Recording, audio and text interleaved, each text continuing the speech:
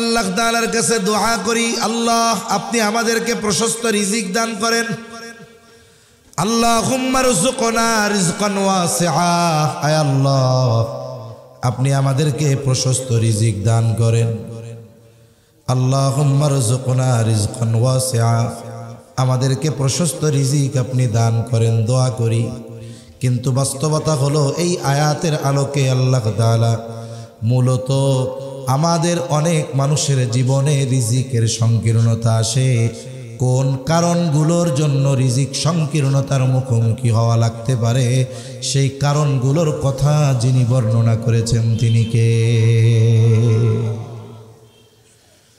তাহলে আল্লাহ তাআলা এরপরে বলেন বাল্লা তুকরিমুনাল ইয়াতীম। প্রথমে বলেন তোমরা যে বলো তোমরা রিজিক সম্মানের উপযুক্ত, আমি দেই নাই, এটা কখনোই নয়। তাহলে রিজিক সংকীর্ণতা কেন আসলো? আল্লাহ তাআলা রিজিক সংকীর্ণতার এক নম্বর কারণ বলেন লা তুকরিমুনাল ইয়াতীম। আল্লাহ তাআলা বলেন তোমাদের রিজিক সংকীর্ণতার এক নম্বর কারণ হলো তোমরা ইয়তীমদেরকে সম্মান করো না। ইয়তীমদের সম্মান করো না, এর দ্বারা উদ্দেশ্য কি? ইয়তীম তো স্বাভাবিক নাবালক, ছোট, সম্মান তো করতে হয় যে বড় তারে। মূলত এখানে উদ্দেশ্য হলো যে তোমরা ইয়তীমদের সাথে তাদের যে হক সেই হক আদায় করো না। ইয়তীমের হক কি? ইয়তীম মনে করেন প্রথমত দুই ধরনের হতে পারে, একটা হলো ধনী ইয়তীম, একটা হলো গরিব ইয়তীম। একজনের বাবা অনেক সম্পদ রেখে মারা গেছে, ওর বাপ নাই ঠিক কিন্তু অনেক সম্পদ আছে। আর একজনের বাবা মারা গেছে, বাবাও নাই সম্পদও নাই, বলে দরিদ্র ইয়তীম। ইয়তীম ধনী হোক আর গরিব হোক, উভয় ইয়তীমের সাথে ভালো ব্যবহার করা, এটা ইয়তীমের এক নম্বর হক। ইয়তীম ধনী হলেও তার সাথে ভালো আচরণ, ইয়তীম যদি দরিদ্র হয় এর সাথেও ভালো আচরণ। বলে আপনি যদি ধনী ইয়তীমের সাথে খারাপ আচরণ করেন ওর দিলের মধ্যে ব্যথা আসবে। আহারে আমার আব্বা যদি আজকে বেঁচে থাকতো তাইলে মানুষেরা আমার সাথে খারাপ আচরণ করতো না। এই যে তার দিলের মধ্যে কষ্ট, দিলের মধ্যে ব্যথা। আর যে ইয়তীম দরিদ্র অসহায় তার সাথে যদি খারাপ আচরণ করা হয় তার দুইটা চিন্তা আসবে। এক নাম্বার, আমার আব্বা যদি বেঁচে থাকতো অথবা আমার জন্য যদি সম্পদ রাইখা যাইত, আমি যদি ধনী হইতাম তাইলে মানুষ আমার সাথে খারাপ আচরণ করতো না। এজন্য সকল ধরনের ইয়তীমের সাথে সদাচরণ করতে হবে, ভালো ব্যবহার করতে হবে। বলে ইয়তীমের সাথে সদাচরণ, ভালো ব্যবহার, এটা মুহাম্মাদুর রাসূলুল্লাহ সাল্লাল্লাহু আলাইহি ওয়াসাল্লামের কাজ। আর ইয়তীমের সাথে খারাপ আচরণ বলে এটা হলো আবু জেহেলের কাজ। আবু জেহেল ইয়তীমদের সাথে খারাপ আচরণ করত, রূঢ় ব্যবহার করত, কঠিন খারাপ আচরণ তারা করত। আচ্ছা একটা কথা বলি, কষ্ট নেবেন না তো? এই যে অনেক জায়গা আছে একেবারে এই পর্যন্ত মিশা এসে আপনারা বসে যান, একটু মিশে এসে বসে যান। পেছনে আসলে মনে হয় পাটি বেছানোর জায়গা শেষ, কারণ বেশ খানিকটা জায়গা রাস্তা। আপনি এক মুমিনের জায়গা করে দেন, এক বাইরে একটু কষ্ট করে নড়াচড়া করতেছেন, আল্লাহ তাআলা এর বিনিময় দান করবে ইনশাআল্লাহ। একটু বাইরে আমার এদিকে একটু চলে আসেন, মুরব্বী বাবারা কষ্ট নিয়েন না, একটু নড়ে চড়ে এই কোনার দিকে চলে আসেন। এই জায়গায় 10-15 জন বসা যাবে, একটু চলে আসেন, একটু কষ্ট দিতেছি যেন আমার পরে আমাদের বাংলাদেশের শ্রদ্ধাভাজন ব্যক্তিত্ব উলামা ইকরামের সেরেতাজ আল্লামা আব্দুল আউয়াল সাহেব হাফিজাহুল্লাহ হযরতের জন্য কষ্ট করতে না হয়, কথা বলতে না হয়, উনি আইসাই জানি কথা শুরু করতে পারেন। এজন্য একটু মেহরবানি করে চলে আসেন, ফাঁকা জায়গা পূরণ করেন একেবারে নিজ দায়িত্বে। যার সামনে ফাঁকা আছে তিনি সামনে দেখে সামনে চলে আসেন, তাহলে আর বলার কোনো কিছু নাই, নিজেরাই চলে আসতে পারেন। এই নড়াচড়া করে বসার বিনিময়েও ইনশাআল্লাহ আল্লাহ তাআলা প্রদান করবে ইনশাআল্লাহ। কারণ কিয়ামতের দিন এ জমিন আল্লাহর কাছে সাক্ষ্য দিবে। আমার কথা না আল্লাহর কথা। وأخرجت الأرض أثقالها وقال الإنسان ما لها ইয়াউমাইযিন তুহাদ্দিসু আখবারহা। জমিন সব খবর আল্লাহর কাছে বলে দিবে। এই সূরা জিলজালের তাফসীরের মধ্যে আসছে, জমিনের উপরে যেই জায়গায় বসে মানুষ যেই কাজ করছে, ভালো হোক আর মন্দ হোক, ওইটা জমিন আল্লাহর কাছে বলবে, আল্লাহ অমকে অমকে আমার উপরে বসে এই কাজ করছে। কারণ আপনি আমি যদি বেশি জায়গা নিয়ে ইবাদত করতে পারি, বলে এটা আমার জন্য ফায়দা বেশি। এজন্য অনেক বুজুর্গ মসজিদে নামাজ পড়ে, এই জায়গায় পড়ে 2 রাকাত, এরপরে আর একটু সইরা দেয়, আর এক জায়গায় পড়ে, আর এক জায়গায় পড়ে, মানে সারা জায়গা চিন্তা করে পুরা মসজিদ আমার পক্ষে সাক্ষী হয়ে যাক। এজন্য এই যে নইড়া চইড়া বসলেন, একটু কষ্ট হইলেও, একটু বিরক্তি লাগলেও আশা করি এটা আখেরাতে কাজে লাগবে। আল্লাহ কবুল করুক, বলি আমিন। তাহলে ইয়াতিমদের সাথে খারাপ আচরণ করা আবু জেহেলের কাজ। কার কাজ? জোরে বলেন। এজন্য আমরা ইয়াতিমদের সাথে সদাচরণ করব। খবরদার কোনো ইয়াতিমকে ধমক দিয়েও কথা বলবো না। আল্লাহ তাআলা আমার আপনার নবীকে বলেছেন, খবরদার আপনি ইয়াতিমদের সাথে রূঢ় সুরে কথা বলবেন না। ফাআম্মাল ইয়াতীমা ফালা তাকহার, আপনি ইয়াতিমদেরকে ধমক দিয়ে কথা বলবেন না। যদিও মনে হচ্ছে আমার আপনার নবীজিকে বলতেছে, আসলে না, মূলত উদ্দেশ্য হলো কিয়ামত পর্যন্ত যত মানুষ আসবে সকলের প্রতি আল্লাহর নির্দেশ, খবরদার তোমরা ইয়াতিমদের সাথে ধমকের সুরে কথা বলবা না। কারণ আমার আপনার নবী কোনোদিন ইয়াতিমদের ধমক দিছে? কারণ উনি ইয়াতিম হয়ে দুনিয়ায় আসছেন, উনি ইয়াতিমের দুঃখ বুঝেন। কিন্তু নবীকে উদ্দেশ্য করে বলার উদ্দেশ্য কি? মূলত কোরআনুল কারীম হলো এমন এক কিতাব, যেই তিলাওয়াত করে কেমন যেন আল্লাহ তাআলা তাকেই ওই নির্দেশ দেয়। এজন্য ইয়াতিমদের সাথে আমরা সর্ব অবস্থায় ভালো আচরণ করব, কঠোর আচরণ করব না, রূঢ় ব্যবহার করব না। রাসূলুল্লাহ সাল্লাল্লাহু আলাইহি ওয়াসাল্লামের কাছে এক লোক এসে বলে, ইয়া রাসূলুল্লাহ সাল্লাল্লাহু আলাইহি ওয়াসাল্লাম, আমার হৃদয়টা বড় কঠোর, আমার দিলটা বড় শক্ত, একটু চিন্তা করেন। নবীর সাহাবী এসে নবীজিকে বলতেছে আমার দিল কঠোর। ১৫০০ বছর আগের অবস্থা আর এখনকার মানুষের দিলের অবস্থা কি চিন্তা করেন। আমরা তো পাথর হয়ে গেছে আমাদের দিল, আমাদের চোখে পানি নাই, অন্যের বিপদ আমার জন্য কষ্টের কারণ হয় না। তাকায় দেখেন, ওই যে ফিলিস্তিনের গাজার মধ্যে ১.৫ লক্ষর বেশি মুসলমানকে নির্যাতন করে শহীদ করা হয়েছে। আমার হৃদয়ের মধ্যে নরমতা নাই, নম্রতা নাই, চোখের মধ্যে পানি নাই, আমার হৃদয়ে তাদের জন্য পড়ে না। আমাদের দিল তো পাথরের চাইতেও শক্ত হয়ে গেছে। অথচ নবীর জামানার একজন এসে বলতেছে, ইয়া রাসূলুল্লাহ, আমার দিলটা বড় শক্ত, আপনি আমারে আমল শিখায় দেন, যেই আমলে আমার দিলটা নরম হয়ে যাবে। কারণ একটা মানুষ যত জ্ঞানী হোক না কেন, যত সুন্দর হোক না কেন, যদি তার হৃদয়টা কঠোর হয় তাকে কেউ ভালোবাসে না। কিন্তু সে কালো, কিন্তু দিল নরম, মানুষ তারে ভালোবাসে, ঠিক কিনা বলেন? আমার আপনার নবী টাকা নাই, পয়সা নাই, কিন্তু আমার আপনার নবীর কাছে সবাই আইসা ভিড়ে। কেন? বলে নবীর দিল এত নরম যে সাধারণ একজন মানুষও নবীর কাছে আইসা গায়ে হাত দিয়া কথা কইত, নবীজি কিছু বলতেন না। কিন্তু একজন সাধারণ উম্মতের নবীর সাথে এইরকম আচরণ করা শোভনীয় নয়।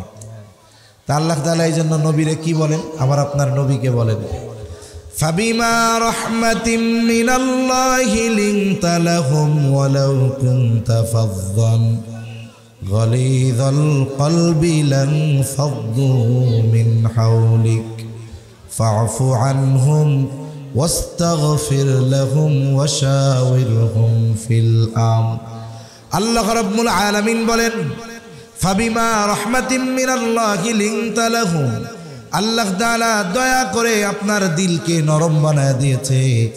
যদি আপনার দিলের মধ্যে রহম ভালোবাসা না থাকতো, ওয়ালাউ কুনতা ফাযযান গালিযাল কলবি লানফাদ্দু মিন হাওলিক, আর যদি আপনি রুক্ষ স্বভাবের হতেন, কঠোর হৃদয়ের হতেন, তাহলে এই মানুষগুলো আপনার আশেপাশে আসতো না।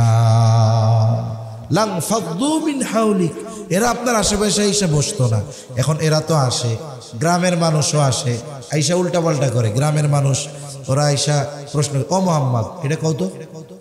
সাধারণ মানুষ তো, কিছু অঞ্চলের মানুষ এখনো আছে, আমরা যারা একটু মোটামুটি শহর কেন্দ্রিক, ওনাদের আচরণ শুনলে মনে হয় লোকটা মূর্খ, আসলে তা না, ওনার দিলের মধ্যে কোনো দোষ নাই, উনি সাফ হৃদয়ের মানুষ, কিন্তু ওনার সরলতা গ্রামের মানুষ বোঝে না।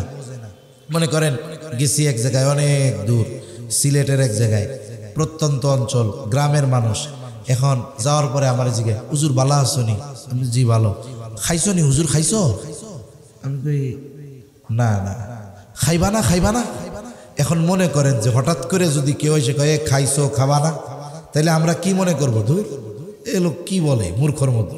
আসলে বিষয়টা ওইটা নয়, সে বলতেছে আমার কাছে খারাপ লাগলেও সে তার দিল সাফ, সে মোহাব্বত করে ভালোবেসেই বলতেছে, যদিও তার আচরণের সাথে আমি অভ্যস্ত না থাকায় আমার বিরক্তি লাগতেছে, আমি না বোঝার কারণে।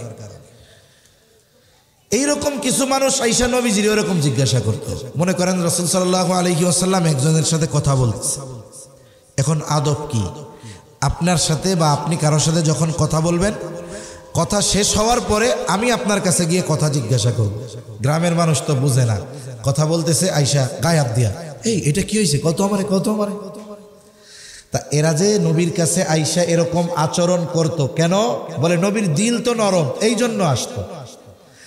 এরা তো দোষ মনে করে না, নবীর সাথে এটা করে ভালোবাসা, কিন্তু এটা তো নবীর সাথে আচরণ, এটা শোভনীয় নয়। কিন্তু এরা যে করে, বুঝে করে না না বুঝে করে, ভালোবেসে করে না এমনি করে, মোহাব্বত করে। এজন্য আল্লাহ বলেন, আরে তুমি যদি একটু কঠোর হৃদয়ের হইতা, তোমার আশেপাশে তো কেউ আসতো না, লাম ফাদ্দু মিন হাওলিক। তা এরা আইসা যেহেতু একটু উল্টাপাল্টা করেই, কি করবা? আল্লাহ তাআলা আমার আপনার নবীরে বলেন, প্রথম ফাফু আনহুম, আপনি তাদের মাফ করে দিবেন। তাদের আচরণে যদি আপনি কোনো কষ্ট পান, প্রথমে আপনি তাদের মাফ করবেন, তারপরে কি করবেন? ওয়াস্তাগফির লাহুম, ওদের জন্য আপনি আবার আল্লাহর কাছে ক্ষমা চাইবেন। সুবহান, চিন্তা করছেন যে আল্লাহ সুবহানাহু ওয়া তাআলা আমার আপনার নবীকে কত রহম দিলওয়ালা বানায় দিয়েছেন। এজন্য যেই মানুষের দিল নরম, দেখবেন মানুষ তার কাছে যায় বেশি, তার কাছে ভেড়ে বেশি, চেহারা কালা হয় হোক, কারণ তার কাছে গিয়ে মানুষ মনে করে কেমন যেন উনি আমারই মানুষ।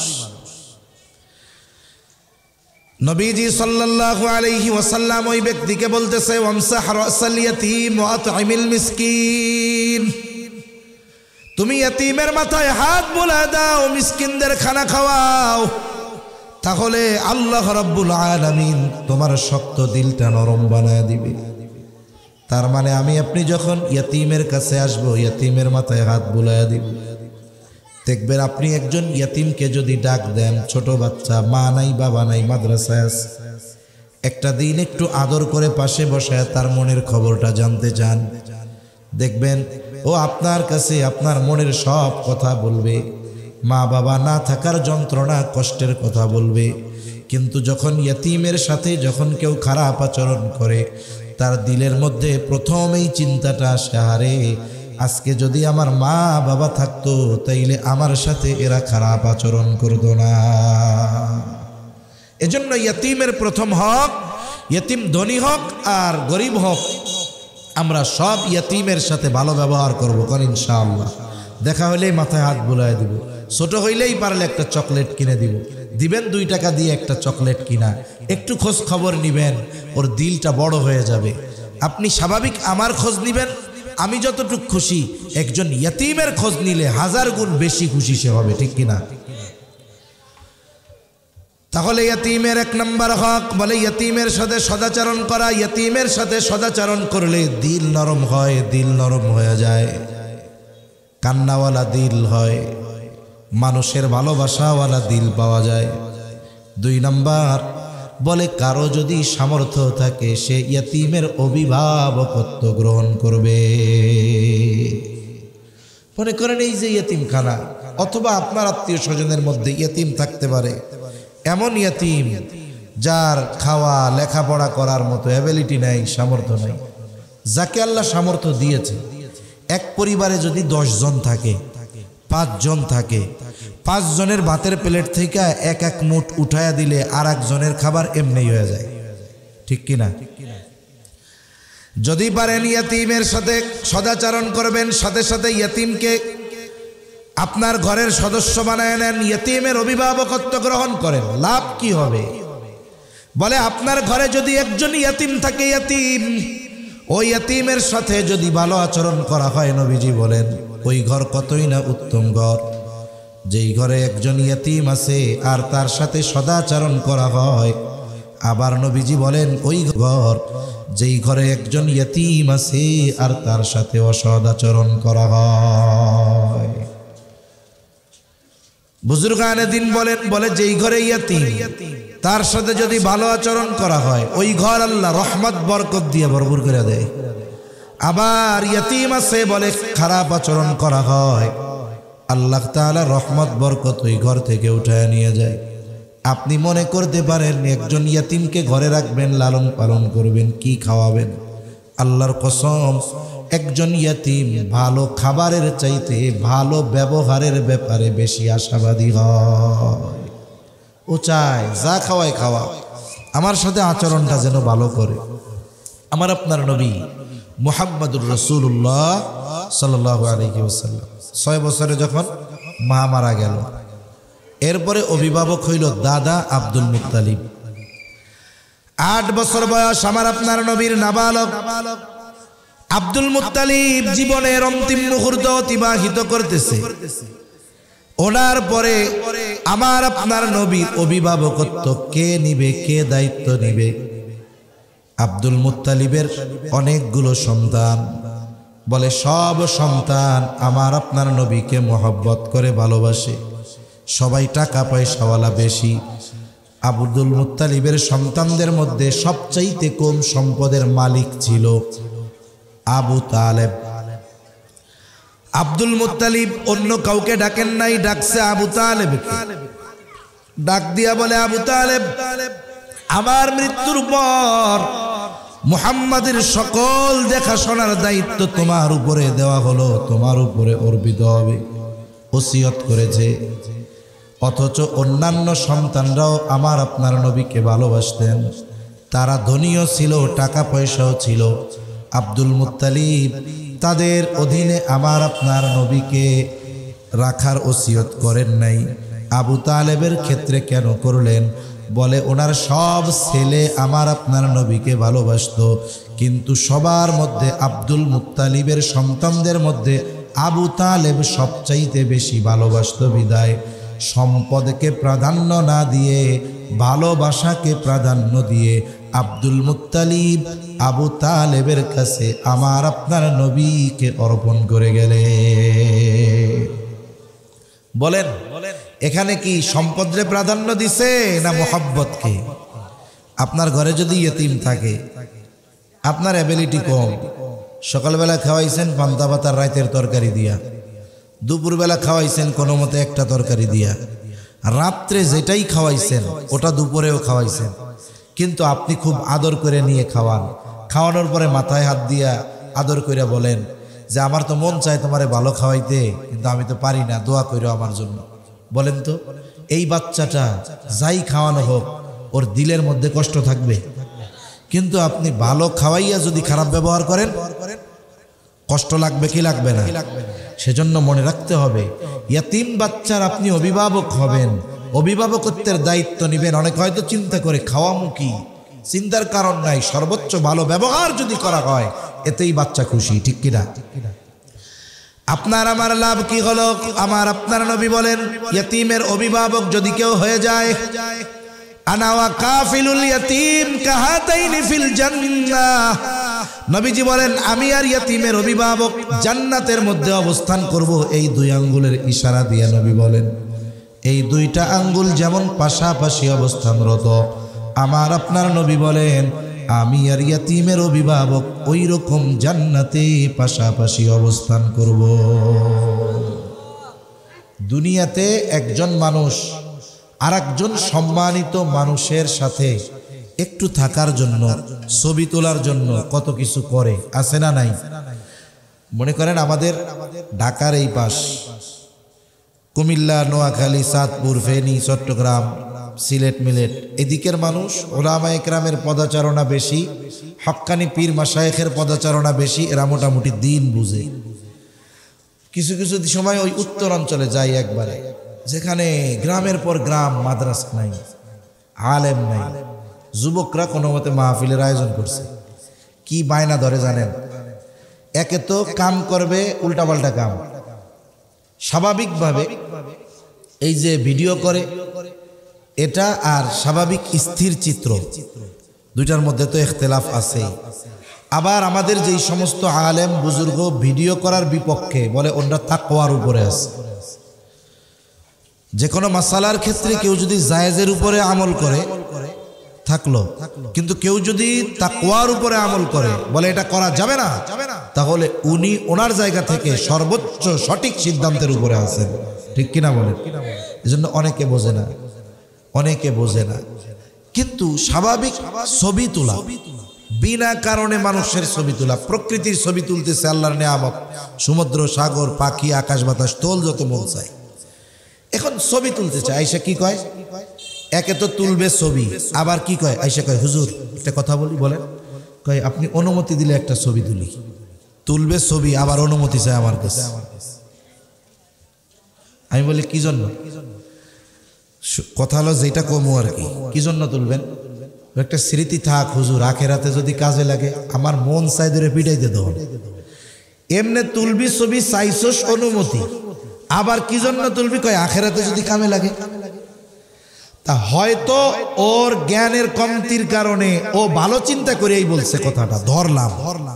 তা আমি যেটা বোঝাইতে চাচ্ছি, দেখেন ও ছবি তুলবে, ছবি তোলা গোনা, অহেতুক একটা কর্ম, আবার অনুমতি চাচ্ছে, কিন্তু তুলতে চাই কেন? বলে যদি আখেরাতে কাজে লাগে একটা ছবি পাশাপাশি থাকলে। মানে ওর নিয়ত ভালো কিন্তু কর্মটা খারাপ। একজন জমজমের পানি পানের ফজিলত শুইনা আর সহ্য করতে পারতেছে না, যে এত ফজিলত, এই পানি যদি পান না কইরা জীবনে মইরা যায় তাই তো জীবনই বৃথা। পানি পাবে কই? মন চাইলেই কি সেই মক্কা শরীফ যায় পান করা যাবে? এখন খবর পাইছে পাশের বাড়ি এক হাজি সাহেব হজ করে আইছে বা ওমরা করে আইছে, এখন সুন্দর মতো ওই বাড়ি গিয়া সিস্টেমে এক বোতল চুরি করে আইনা পান করছে। এখন বলেন তো, ফজিলতের আশায় যদি জমজমের পানি চুরি করে আইনা পান করে, কামটা কি ঠিক? তা দেখেন যে দুনিয়ার মানুষ এই চিন্তা করে, যদি পাশাপাশি একটু থাকা যায়, পাশাপাশি যদি একটু অবস্থান করা যায়, কাজে লাগতে পারে। আবার অনেক সময় সামসা নেতা, বড় নেতার সাথে কোনো মতো একটা ছবি তুলতে পারলে, ওইটা যদি তার কাছে থাকে, মোটামুটি দুনিয়ার সব আযাব ওইটা দিয়ে ঠেকাই দিতে পারে। এই যে দেখছেন ছবি, কার লগে চলি।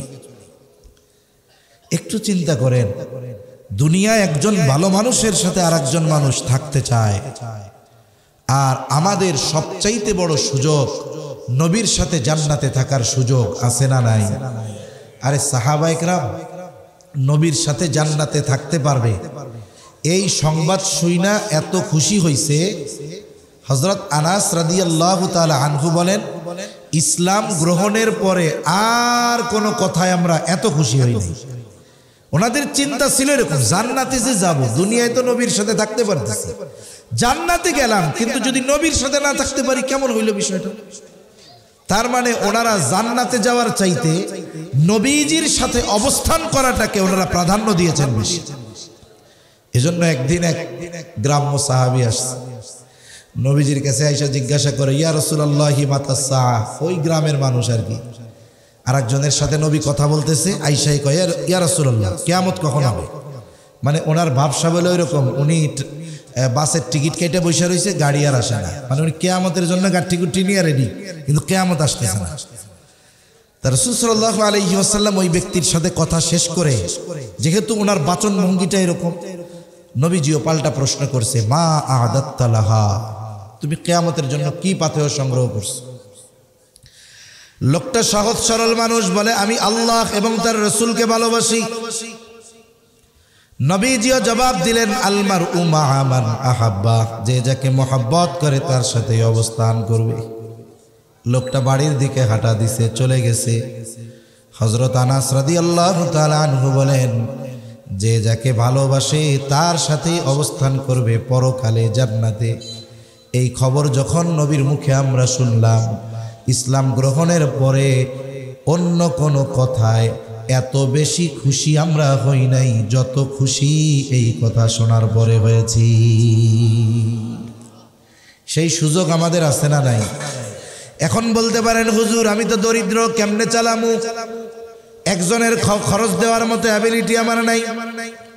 মনে করেন মসজিদ বানানোর ফজিলতের হাদিস নবীজি বলেন, মান বানা লিল্লাহি মসজিদান বানাল্লাহু লাহু বাইতান ফিল জান্নাহ। নবীজি সাল্লাল্লাহু আলাইহি ওয়াসাল্লাম বলেন, যে আল্লাহর জন্য মসজিদ নির্মাণ করলো, আল্লাহ তাআলা তার জন্য জান্নাতে ঘর নির্মাণ করবে।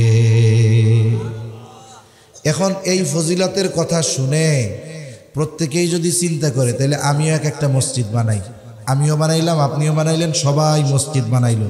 এখন ইমামও নাই, মুয়াজ্জিনও নাই, মুসল্লিও নাই। এখন মসজিদ হবে, জামাত হবে না। এর দ্বারা উদ্দেশ্য কি? আমার একা একটা বানাইতে হবে এটা না, মসজিদ বানাচ্ছে, আপনি ওই মসজিদ বানানোর কাজে অংশগ্রহণ করেন। একটা ইট দিয়ে হইলেও করেন, 10 বস্তা সিমেন্ট দিয়ে হইলেও করেন। তার মানে মসজিদ বানানোর কাজে যে অংশগ্রহণ করবে আল্লাহর জন্য, তার জন্য জান্নাতে ঘর নির্মাণ করবেন কে? আচ্ছা, এখন ইয়াতীমের অভিভাবকত্বের দায়িত্ব, এই অনেক মাদ্রাসা আছে, আপনাদের মাদ্রাসায়ও থাকতে পারে, অনেক ইয়াতীম আছে, এর খরচ পুরাটাই মাদ্রাসা থেকে চালানো লাগে। আপনি আসেন মুহতামিম সাহেবের কাছে, আইসা বলেন হুজুর ইয়াতীম যদি থাকে, আমার তো পুরা দায়িত্ব নেওয়ার মতো সামর্থ্য নাই, আমি একটা ইয়াতীমের সারা বছরের যেই পোশাক লাগে দিব, কয় সেট? 2 সেট জামা পায়জামা দিব, 2টা লুঙ্গি এটা দিব, বলে তেল পানি সাবান যা লাগে আমি দিব। আপনি তার জীবনে যা প্রয়োজন, এই প্রয়োজনীয় যে কোনো একটা অংশের অভিভাবকত্বের দায়িত্ব নেন।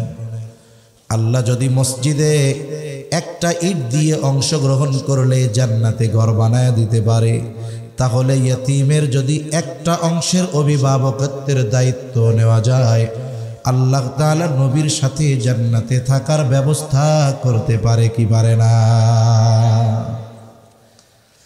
এজন্য আমরা যাদের সামর্থ্য আছে ইয়াতীমের অভিভাবকত্ব গ্রহণ করব। 3 নাম্বার বিষয়, আমার আপনার অধীনে যদি কোনো ইয়াতীম থাকে, খবরদার তার সম্পদ আমি ভক্ষণ করব না। আমাদের সমাজে অনেক মানুষ আছে ইয়াতীম, তার বাবা মারা গেছে, দেখা যায় আত্মীয় স্বজন আরো খুশি, কেন? কয়টা মরছে, ওর জমিটা আমরা দখল দিয়ে খাইতে পারবো, আছে না নাই? সাধারণভাবে অন্যায়ভাবে কারো সম্পদ ভক্ষণ করা এটা জঘন্য গুনাহ। রাসূলুল্লাহ সাল্লাল্লাহু আলাইহি ওয়াসাল্লাম বলেন, কেউ যদি অন্যায়ভাবে কারো 1 বিঘত জমিন দখল দেয়, 1 বিঘত, কয় বিঘত জোরে কর? আমাদের গ্রাম অঞ্চলে দেখছি অনেক জায়গায় এমন হয়, আইল কুপাইতে কুপাইতে 2 পাশ দিয়া আর একজনের জমি খাইয়াই ফেলায়। এই আইল কুপাই না বুজুর্গ আছে না গ্রাম অঞ্চলে, এই যে কি এক রোগ বুঝি না, এত লোভ কেন? এই কামগুলা করে, মাফ করে দিয়ে না মারে, যুবকদের চাইতে বুড়া মানুষ বেশি করে। কবরের মধ্যে 70 বছর বয়স, মরতে তো বাকি নাই, উম্মতের গড় হায়াত হলো 60 থেকে 70 বছর বয়স হয়েছে, লাঠি একটা বদ দিয়া একবারে ওই জমির মধ্যে যাইয়া আইল কোবাবে, তলে কোপ মারে, মাটির নিচের দিক কোপ মারে, মানুষ পাড়া দিলে ভাঙ্গা যেন এমনি জমির মধ্যে চলে যায়। কি করতেছে? নবীজি বলেন, 1 বিঘত জমি যদি অন্যায়ভাবে কেউ কারোটা দখল দেয়, 7 তবক জমিন তার গলার সাথে ঝুলাইয়া দেওয়া হবে। সাধারণভাবেই তো আরেকজনের হক অন্যায়ভাবে নষ্ট করা যাবে না। আর আল্লাহ তাআলা ইয়াতীমের সম্পদকে আগুন বলে অভিহিত করেছে। আল্লাহ তাআলা বলেন, ইন্নাল্লাযীনা ইয়াকুলুনা আমওয়ালাল ইয়াতামা যুলমান ইন্নামা ইয়াকুলুনা ফি বুতুনিহিম নারা। আল্লাহ তাআলা বলেন, নিশ্চয়ই যারা অন্যায়ভাবে ইয়াতীমের সম্পদ ভক্ষণ করে, ইন্নামা ইয়াকুলুনা ফি বুতুনিহিম নারা, কেমন যেন তারা তাদের পেট আগুন দিয়ে ভরপুর করে। মনে রাখবেন, জুলুম এটা যে শুধু ক্ষমতা প্রয়োগ করে হয় এমনটা নয়, মানুষ বিভিন্ন পদ্ধতিতে জুলুম করে, বলে মিষ্টি খাওয়াইয়াও জুলুম করে, ঠিক কিনা বলেন? একটা হলো শক্তি প্রয়োগ করে আপনি অন্যের হক ছিনিয়ে নিলেন, আর একটা হলো শক্তি না, বুদ্ধি খাটাইয়া চলে বলে কলে কৌশলে আর একজনের সম্পদ আপনি ছিনিয়ে নিলেন। তার স্বতঃস্ফূর্ততার সাথে মনে করেন ওরে এমনভাবে আপনি বাগাইছেন, আপনি ওর কাছ থেকে ওর সম্পদ লেখা নিছেন, মিষ্টি খাওয়াই ও খুশি মনে লেখা দিছে। এই যে চলে বলে কলে কৌশলে লেখলেন, এটাও জুলুম। এজন্য অনেকে মনে করে জুলুম মনে হয় শুধু পিটানো, ক্ষমতা প্রয়োগ। না না না, আপনি কারো হক কোনোভাবে নষ্ট করছেন, এটা যে কোনোভাবে হোক, শক্তি দিয়ে হোক, বুদ্ধি দিয়ে হোক, লেখনী দিয়ে হোক, অন্যর মাধ্যমে হোক, খাওয়াইয়া হোক, হক নষ্ট করেছেন তো ওটা জুলুম, ঠিক কিনা বলেন? এই জন্য মনে রাখতে হবে, জুলুম মানে যে শুধু শক্তি প্রয়োগ করা তা নয়। ঠান্ডা মাথায় মানুষ জুলুম করে, তার মানে অন্যায় ভাবে, ন্যায় সঙ্গত পদ্ধতিতে নয়। এরকম ভাবে যদি কেউ কারো ইয়তীমের সম্পদ ভক্ষণ করে, আল্লাহ তাআলা বলেন ইন্নামা ইয়াকুলুনা ফি বুতুনিহিম নারা, সে কেমন যেন তার পেট আগুন দিয়ে ভরপুর করলো। এইবার বুঝে থাকলে জবান খুলে জবাব দিবেন, বলেন তো আগুনের অবস্থান জান্নাত নাকি জাহান্নাম? এত জোরে, আরো জোরে, কোথায়? এজন্য আল্লাহ তাআলা বলেন ইয়তীমের সম্পদ যারা ভক্ষণ করে, আগুন দ্বারা পেট ভরপুর করে, তাদের ঠিকানা কোথায়? ওয়াসায়াসলাউনা সাঈরা, আল্লাহ তাআলা জানায় দেন অচিরেই তাদের আবাসস্থল হবে জাহান্নাম। এজন্য তিনটা বিষয় আমরা খেয়াল রাখবো। 1 নাম্বার, সকল ধরনের ইয়তীমের সাথে ভালো ব্যবহার করব। 2 নাম্বার, যদি পারি ইয়তীমের অভিভাবকত্ব গ্রহণ করব। 3 নাম্বার, খবরদার কখনো কোনো ইয়তীমের সম্পদ আমি আপনি ভক্ষণ করব না। লম্বা কথা আর বলবো না। বলে আল্লাহ তাআলা বলেন তোমরা ইয়তীমের সাথে সম্মান, ইয়তীমকে সম্মান করো না, তার মানে তোমরা ইয়তীমের হক আদায় করো না। রিজিক সংকীর্ণতার 1 নম্বর কারণ হলো ইয়তীমের হক আদায় না করা। 2 নম্বর কারণ আল্লাহ তাআলা বলেন ওয়াতাকুলুনাত তুরাসা আকলাল লাম্মা। 2 নম্বর কারণ আল্লাহ তাআলা বলেন ওয়ালা তাহাদ্দুনা আলা তুআমিল মিসকিন। 1 নম্বর কারণ ইয়তীমের সম্মান করো না, অর্থাৎ ইয়তীমের হক আদায় করো না। 2 নম্বর কারণ তোমরা মিসকিনদেরকে খানা প্রদানে উৎসাহ দাও না, তার মানে নিজেও মিসকিনদের খানা দাও না, অপরকেও খানা প্রদান করতে উৎসাহ প্রদান করো না। এখানে আল্লাহ তাআলা দ্বিতীয় বিষয়টাকে উল্লেখ করছে। তার মানে বলেন যেই ব্যক্তি নিজে মিসকিন অসহায়রে খাওয়ায় না, ও কি আর একজনরে বলবে যে তুমি একটু ওরে খাওয়াও? বলবে নাকি? তার মানে দ্বিতীয় বিষয়টা উল্লেখ করার মাধ্যমে প্রথম বিষয়টা তার মধ্যে এমনিই থাকে, পাওয়া যায়। যেমন মনে করেন একজন শিক্ষিত ব্যক্তি, সে অনার্স মাস্টার্স কমপ্লিট করছে, ঢাকা ইউনিভার্সিটি থেকে লেখাপড়া শেষ করে সে বিসিএস দিয়ে এখন সরকারি চাকরি করে, আবার পিএইচডি হোল্ডার, ডক্টরেট করছে যে কোনো সাবজেক্টের উপরে। এখন আমাদের গ্রাম অঞ্চলে অনেক জায়গায় এখনো মনে হয় আছে যে শিক্ষিত মানুষ বলতে বুঝে ম্যাট্রিক আইএ পাস। আগের আমলে এমন হইতো যে কোনো এলাকায় যদি কেউ 3টা লেটার নিয়ে ম্যাট্রিক পাস করত, মানে 3 সাবজেক্টে 80-র উপরে হয়েছে, ম্যাট্রিক পাস করছে, 5 গ্রাম পাড়ি দিয়ে তার চেহারা দেখতে আসতো, ওরে বাবা ম্যাট্রিক পাস, বুঝেন নাই? তা গ্রামের মুরব্বীরা মনে করতো যে এটা হলো ম্যাট্রিক আইএ পাস করলে সে অনেক বড় শিক্ষিত। এখন ওই লোকের বাড়িতে আসছে উচ্চ শিক্ষিত মানুষ, ডক্টরেট করে বাড়ি আসছে, মানুষজন তারে দেখতে আসছে, সব মানুষ কথাবার্তা বলে চলে গেছে, মুরব্বী দাঁড়ায় আছে। কেন? একটু পরে মুরব্বী যায় তারা জিজ্ঞাসা করে, বাবা তুমি কি লেখাপড়া করছো? সে তো তার উচ্চ লেভেলের লেখাপড়ার কথা বলবে। সে বলে আমি ঢাকা ইউনিভার্সিটিতে অনার্স করছি, মাস্টার করছি, অমুক বিষয়ে ডক্টরেট করছি, বিসিএস কমপ্লিট করে এখন এক সরকারি চাকরি করি। কিন্তু উনি তো ম্যাট্রিক আইএ পাসের কথা কয় নাই। এখন মুরব্বী যায় জিজ্ঞাসা করে, তুমি এত লেখাপড়া করলা, ম্যাট্রিক আইএ পাস করছিলা বাজান? এখন আমারে কোন তো ওই লোক যদি ম্যাট্রিকার আইয়া পাস না করে ও কি অনার্সে ভর্তি হইতে পারবে না? তার মানে কেউ যদি বলে যে আমি মুফতি, তার মানে বুঝতে হবে উনি আগে মৌলানা হয়েছে। এজন্য কতজন যদি না বুঝা জিজ্ঞাসা করে নাম কি তোমার, করে আমার নাম মুফতি আব্দুর রহিম। তুমি মুফতি হয়েছো বুঝলাম, তুমি কি মৌলানা হয়েছিলা? এখন বলেন তো উনি যদি মৌলানা না হয় উনি কি মুফতি হওয়ার যে ক্লাস ওই জায়গায় ভর্তি হইতে পারবে? পারবে না। এজন্য অনেক সময় আছে দ্বিতীয় বিষয় বোঝানোর মাধ্যমে প্রথম বিষয় তার মধ্যে উল্লেখ করা ছাড়াই পাওয়া যায়। যেমন এখন কি বলেন তো, এখন রাত না, আমি যদি বলি এখন দিন নয়, তার মানে এখন রাত। রাত তো উল্লেখ করার দরকার নাই, আমি কি বলছি এখন দিন নয়, তার মানে এখন কি রাত। ও নিজেই খাবার তো দেয় না, অপরেও দিতে উৎসাহ দেয় না। এজন্য আল্লাহ দ্বিতীয় বিষয়টা উল্লেখ করেছেন যে তোমরা এমন মানুষের মানুষ, নিজেও তো মিসকিনদের খাবার দাও না, আর একজনরেও তোমরা দিতে কোনো সময় উৎসাহ দাও না, বরং নিরুৎসাহিত করো। এরকম লোক আছে না নাই? অনেক আছে। অথচ দেখুন সাধারণভাবে খানা খাওয়ানো ফজিলতের কাজ। রাসূলুল্লাহ সাল্লাল্লাহু আলাইহি ওয়াসাল্লামের কাছে এক ব্যক্তি এসে জিজ্ঞাসা করে আইয়ুল ইসলামি খায়র, ইসলামের মধ্যে উত্তম আমল কোনটা? আমার আপনার নবী ছিলেন উম্মতের রুহানি ডাক্তার। একই প্রশ্নের জবাব ব্যক্তির ভিন্নতায় ভিন্ন জবাব দিতেন। নবীজি সাল্লাল্লাহু আলাইহি ওয়াসাল্লাম এই ব্যক্তির প্রশ্নের জবাবে বললেন তুতঈমুত তাআম ওয়া তাকরাউস সালাম আলা মান আরাফতা ওয়া মান লাম তা'রিফ।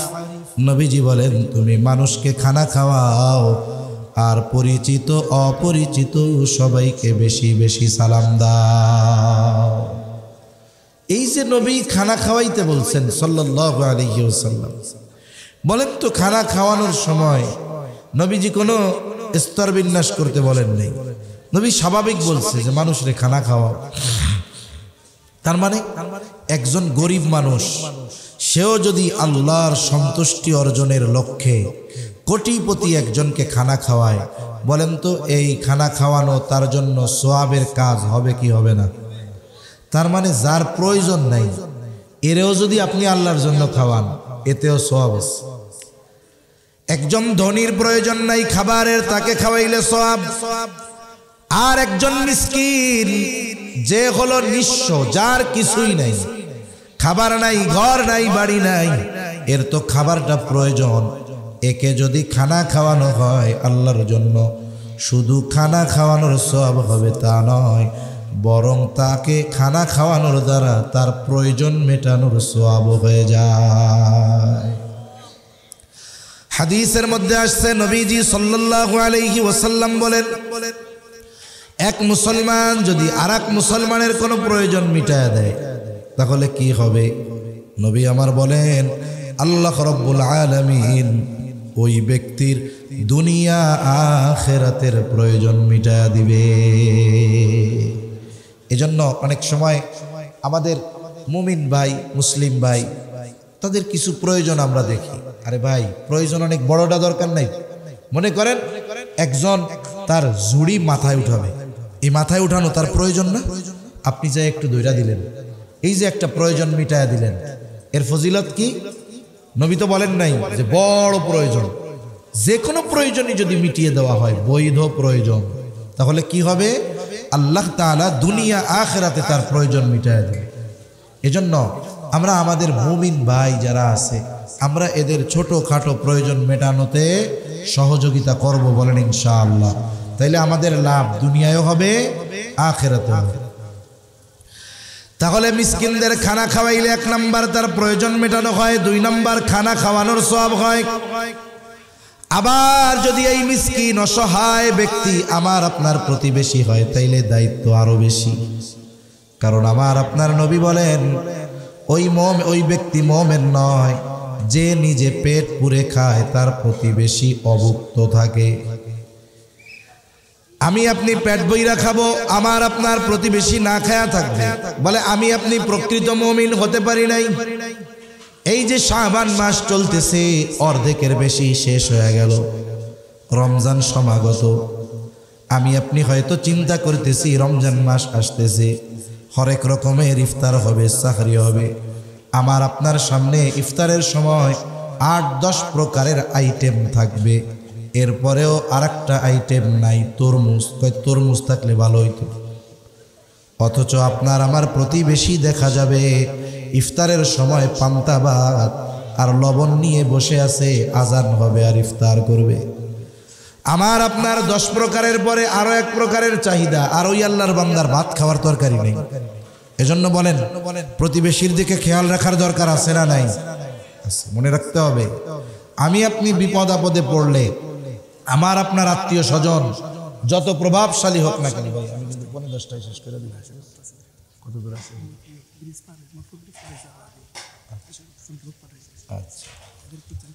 আচ্ছা, এখন আবার একটু ফাঁকা হয়ে গেছে। এরকম বারবার বলতে আমারও খারাপ লাগতেছে। হযরত চলে আসতেছে, আমি আর 8-10 মিনিটের মধ্যে শেষ করে দিব। হযরত কাছাকাছি চলে আসছে, একটু মেহরবানি করে একেবারে নিজ নিজ দায়িত্বে কথা বলা ছাড়া একটু আগায় আসেন সুন্দর করে। আল্লাহ তাআলা এই নড়াচড়ার বরকত দিবে ইনশাআল্লাহ, প্রতিদান দিবে ইনশাআল্লাহ। একটু আগায় চলে আসেন, সবাই চলে আসেন, আগায় বসে, আগায় চলে আসেন। আর আপনার আত্মীয় স্বজন শহরে যত প্রভাবশালী থাকুক না কেন, আমি আপনি যদি বিপদ আপদ মুসিবতে পড়ি, আমার আপনার এই বিপদে আগে আমার আপনার পাশে, আমার আপনার ওই প্রভাবশালী আত্মীয়র আগে দরিদ্র প্রতিবেশী আগে সহযোগিতার জন্য দৌড়িয়ে আসে, ঠিক কিনা বলে? মনে রাখবেন, যখন কোনো মানুষ বিপদে পড়ে না, যদি কোনো বাড়িতে চোর ঢুকে, ডাকাত ঢুকে, যেটা ধনী, ও ভালো মতো দরজা আটকাই আরো ঘুমাবে যেন কোনো আওয়াজ না ঢুকে। আর আপনি আমি বিপদে পড়লে দেখবেন দরিদ্র গরিব যেটা ওইটা আগে দৌড়ে আসে। মাঝে মধ্যে বলি তো, একবার ঢাকার মধ্যে রোডে এক গাড়িতে ধরছে আগুন। আগুন ধরলে কি দরকার? নিবাইতে কি লাগে? পানি লাগে। আমরা যারা সফর করি, আমাদের গাড়িতে 2, 4, 8, 10 লিটার পানি সব সময় থাকে। এখন ওই বেটার গাড়িতে আগুন ধরছে, পাশের এক গাড়ি, সে দাঁড়াইয়া তারে যদি 2 বোতল পানি দেয়, তার বিপদ শেষ, ঠিক না? এখন এটা আমি দেখলাম কোথায়? বলে মোবাইলে দেখছি। এখন ওর আগুন ধরছে, ওর সহযোগিতায় না আইসা গাড়ির থেকে অন্যান্য লোক ভিডিও করতেছে, দেখ ওই গাড়ি একটা পুড়িয়া যাইতেছে। অথচ উচিত কি ছিল? দাঁড়াইয়া 2 বোতল পানি দেওয়া, যে ভাই পানি দিয়ে আগুনটা নিভান। হায় হায়, একটা গাড়িও দাঁড়ায় নাই তার জন্য। লাস্টে কি দেখলাম? 2টা টোকাই পোলা। কোন জায়গার থেকে পানি আনছে? বলে দেখবেন চার দোকানে চা বানায় না, ওই চা বানানোর পানি ওই একটা ছিদ্র দিয়া পড়ে, বালতি থাকে, ওই বালতির মধ্যে যেই ভরে চাওয়ালা ফালাই দিয়ে আসে, ওই পানির বালতি আইনা এরপরে ওই লোকের গাড়ির ইঞ্জিনের মধ্যে পানি মেরে দিচ্ছে।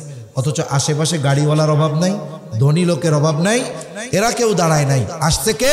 বলে রাস্তার ফুটপাতের ওই টোকাই 2টা আইসা পানি ঢাইলা ওই বেটার গাড়ির আগুন নিবেছে। তাহলে বাস্তবতাও এরকম, যে কোনো বিপদ আপদ মুসিবতে আমার আপনার পাশে আগে আসে প্রতিবেশী, দরিদ্র প্রতিবেশী আগে আসে, ঠিক কিনা বলেন? এজন্য এই যে রোজার মাস আসতেছে, আমার আপনার সাথে জানি ওরও রোজা রাখাটা সহজ হয়, এ ব্যবস্থা আমি আপনি যদি কইরা দেই, আমার অ্যাবিলিটি আছে, আপনার ছেলে 2টা বিদেশে আছে, ওরা স্বামী স্ত্রী 2 জন 3 জন, আপনি যদি তাদেরকে একটু বলেন, এই রোজার মাস আসতেছে, এই গোটা রোজার মাস তোমরা আমার বাড়ির মেহমান, আপনি বলেন তো, আপনার মেহমান হওয়ার কারণে বা আপনি তাদের খাবারের জিম্মাদারি নেওয়ার কারণে ওর রোজা রাখা সহজ হইল, ওর তারাবি পড়া সহজ হইল, ওর ইবাদত করা সহজ হইল। আরে মিয়া, আমি আপনি পড়বো, আমার আপনারটা কবুল হইতেও পারে নাও পারে, কিন্তু আমার সহযোগিতার কারণে যখন ওর জন্য ইবাদত করা সহজ হয়ে গেল, আল্লাহ তাআলা এর বিনিময় আমাকে দিবেন না, এটা হতে পারে। এজন্য রোজার মাস আসতেছে, আমরা খেয়াল রাখবো, হরেক রকমের ইফতার আমার সামনে থাকবে, আমার প্রতিবেশী অসহায় মিসকিন দরিদ্র এরা যেন অভুক্ত না থাকে, খেয়াল রাখবো তো ইনশাআল্লাহ। বলেন এতে কি লস হবে? লস হবে। তাহলে আল্লাহ তাআলা বলেন, তোমাদের রিজিক সংকীর্ণতার দ্বিতীয় কারণ, ওয়ালা তাহাদ্দুনা আলা তুআমিল মিসকিন, তোমরা নিজেরাও মিসকিনদের খানা দাও না, অপরকেও খানা প্রদানে উৎসাহ দাও না। এই জন্য আমরা মিসকিনদের খানা খাওয়াবো। আমি আছি, আমার পাশে বন্ধু, আমার পকেটে টাকা নাই, আমি তাকে একটু তাশকিল করবো, ভাই আমার পকেটে তো টাকা নাই, তুমি 5টা টাকা দিয়ে একটা রুটি কিনে দাও। বলে আপনি তাকে উৎসাহ দিলেন, সে একজন মিসকিনকে খাওয়াইলো, সে ব্যয় কইরা সওয়াব পাইল, আর আপনি তাকে ভালো কাজে উৎসাহ প্রদান করে সওয়াব পেয়ে গেলেন। রিজিক সংকীর্ণতার তৃতীয় কারণ আল্লাহ তাআলা বলেন, ওয়াতাকুলুনা তুরাসা আকলাল লাম্মা, ওয়ারিসি সম্পদ সব তোমরা একা খায়া ফেলো। এই বাংলাদেশে অনেক ভাই আছে বোনদের সম্পদ খায়া হজম করে ফেলছে। এরকম আল্লাহর ওলি ভাই তো আপনার এলাকায় মনে হয় নাই? আছে? অভাব নাই। এমন এক চিন্তাধারা আগের মহিলাদের মধ্যে মানুষ ঢুকায়া দিছিল, যদি কোনো বৃদ্ধা মহিলারে তার সন্তান বলতো যে মা, নানা বাড়ি তো সম্পদের অভাব নাই, আমার বাপের তো কিছুই নাই, ঘরও নাই, কিচ্ছু নেই, টাকা পয়সাও নাই, ব্যবসা বাণিজ্য কর্ম উপায় নাই, 3 বেলা খাইতেও পারি না, মা নানার তো টাকা পয়সার অভাব নাই, আপনারও তো সম্পদ ওই বাড়িতে আছে, আপনার হকটা নিয়ে আসেন। এখন মুরব্বী কি করতো, জিব্বা 3 হাত বের করে দিয়া কইতো, আস্তাগফিরুল্লাহ, ওই সম্পদের কথা কইস না, ওইটা আনা পাপ। বলেন তো বাবার সম্পদে মেয়ের হক নির্ধারণ করছে কে? জোরে বলেন কে? কিন্তু আমাদের অতীতের নারীদেরকে ঠকানোর জন্য এই শিক্ষা দেওয়া হয়েছে যে বাবের বাড়ির সম্পদ আনতে হয় না, গুনাহ হয়। বলেন যেই সম্পদ দিল আল্লাহ, ওই সম্পদ আনলে গুনাহ হয়, এই শিক্ষা দিছে কেডা? এই কিছু ভাই আর কিছু বাপ মেয়েদেরকে ঠকানোর জন্য এই কাম করছে, ঠিক কিনা বলেন? এজন্য মনে রাখতে হবে, এই কাজ যারা করেছে, যাদেরকে সম্পদ হক বঞ্চিত করেছে, কিয়ামতের ময়দানে বাঁচার উপায় থাকবে না। এজন্য মনে রাখবেন, যখন কারো বাবা মারা যাবে, বড় ভাই যদি থাকে, তার দায়িত্ব কি? বাবা মারা গেছে, তার দাফন কাফনের সব ব্যবস্থা করার পর এইবার বাবার ঋণ যদি থাকে, ঋণ শোধ করবে, বাবার সম্পদ থেকেই করবে। যদি বাবার সম্পদ না থাকে, সন্তান বাবার ওই ঋণ পরিশোধ করতে বাধ্য। এরপরে বাবার সম্পদ থেকে ঋণ পরিশোধ করবে। এরপরে যদি বাবার কোনো ওসিয়ত থাকে, যদি ওসিয়তটা তার সমুদয় সম্পদের সর্বোচ্চ 3 ভাগের 1 ভাগ হয়, এই ওসিয়ত সে পালন করবে। এরপরে অবশিষ্ট সম্পদ যথাযথভাবে যে যতটুকু হকদার, প্রত্যেককে তার হক বুঝাইয়া দিবে। কিন্তু এই ক্ষেত্রে ইচ্ছা করে বিলম্ব করে, এ সম্পদের কথা উঠাই না। দেখা যায় বাপ মারা যাওয়ার পরে 15 বছর একা একা সব খাইতেছে, বোনরা মাসে 1-2 বার আসে, এই কিছু খাওয়াই দেয় আর কিছু ব্যাগে দিয়ে কয় আগামী বছর আবার আইসো। জীবনের অবস্থা তো সবসময় একরকম যায় না। 20 বছর পরে 2 বোন আইসা কয় ভাই এখন তো আর উপায় নাই। ওই যে বাবের মুন্সিরহাট যে মার্কেটটা, 20 বছর ভাড়া তুমি খাইছো, কোনো দাবি নেই, জমিনের ফসল খাইছো, পুকুরের মাছ, গাছের ফল, কাঁঠালাম সব খাইছো, যা দিছো না দিছো হিসাব জিজ্ঞাসা করি নাই। কিন্তু তোমার যেমন বাবার সম্পদে হক আছে, আমাদেরও হক আছে, এখন দাও, আমাদের 2 বোনের হকটা বুঝাইয়া দাও। দেখবেন এইবার হাজী সাহেব, মসজিদের সভাপতি, আল্লাহর ওলি, তাহাজ্জুদ গুজারি ভাই, যেই বোন সম্পদ নিতে চাইবে, চেহারা আর তোর দিক তাকানো যায় না, বোনগো চেহারার দিকে তাকায় না। সম্পদ নিয়ে গেলে কি কয় জানেন? বলে সম্পদ তো নিলি না, সম্পর্কটা শেষ করে গেলি। তার মানে তুমিও তো এতদিন সম্পদের লোভেই সম্পর্ক রাখছো, ঠিক কিনা বলেন? এজন্য মনে রাখতে হবে, আমার উপরে যদি আমার ভাইয়ের হকও থাকে, আমি যদি এখন মেরে খাই, কিয়ামতে ছাড় পাওয়ার উপায় আছে? মনে রাখবেন, নবীজি সাল্লাল্লাহু আলাইহি ওয়াসাল্লাম দুনিয়া থেকে যাওয়ার আগে সাহাবায়ে কেরাম সবাইরে ডাকছে, ডাইকা কি বলছে? যে তোমরা যদি দুনিয়ায় আমার কাছে কেউ কোনো হক পাও, চেয়ে নাও। কেন? কারণ আমি চাই না কেউ আমার কাছে কিছু প্রাপ্য থাকবে, কারো হক আমার উপরে থাকবে আর আমি আল্লাহর সাথে মিলিত হব, এমনটা আমি চাই না। এই জন্য আমরাও এমন এক জীবন চাই, যেই জীবনে দুনিয়া থেকে যাওয়ার পরে কেউ কথা বলতে পারবে না যে অমকের কাছে আমি এটা পাইতাম, অমক আমার হক নষ্ট করছে, অমক আমার সম্পদ মেরে খেয়েছে, এমন কথা যেন কেউ না বলতে পারে। মনে রাখবেন, নবীজি সাল্লাল্লাহু আলাইহি ওয়াসাল্লাম বলেন, তোমরা ওই দিন আসার আগে সতর্ক হও। কোন দিন? বলে যেই দিন আল্লাহ বাদী বিবাদীর মধ্যে ফয়সালা করে দিবেন। বলে ওই দিন কেউ যদি দুনিয়ায় কারোর সাথে একটা খারাপ আচরণ করে থাকে, আল্লাহ তাআলা কিয়ামতের দিন এই বিষয়েরও ফয়সালা করবে। এজন্য মনে রাখবেন, আমরা যদি দুনিয়ায় কাউকে কথার দ্বারাও কষ্ট দিয়ে থাকি, হক নষ্ট করে থাকি, আমরা তার কাছ থেকে ক্ষমা চেয়ে নিব তো ইনশাআল্লাহ। 4 নম্বর কারণ আল্লাহ তাআলা বলেন, অতিরিক্ত মালের মহব্বত, দুনিয়ার মহব্বত। এই চার জিনিস যার মধ্যে ঢুকছে বলে সে দুনিয়ায় রিজিক সংকীর্ণতার মুখোমুখি হবে। আর যে ইয়তিমের হক আদায় করবে, মিসকিনদের খানা খাওয়াবে, ওয়ারিসি সম্পদ যে যা প্রাপ্য দিয়ে দিবে, অতিরিক্ত মালের মহব্বত নয় বরং আল্লাহর মহব্বত দিয়ে দিল ভরপুর করবে, বলেন তো তার রিজিককে প্রশস্ত করে দিবেন কে? আরো জোরে বলেন কে? আল্লাহ তাআলা তার রিজিককে প্রশস্ত করে দিবেন। এজন্য আমরা যদি বরকতময় প্রশস্ত রিজিক চাই, এই চারটি ভালো বিষয় অন্তরে ঢুকাবো, আমলে পরিণত করব, আর এই চারটি বিষয়ের খারাপ দিক দিল থেকে বার করব। কারা কারা তৈরি আছে? আদু জাগরি নারায়ে তাকবীর, নারায়ে তাকবীর, নারায়ে তাকবীর, মাশাআল্লাহ।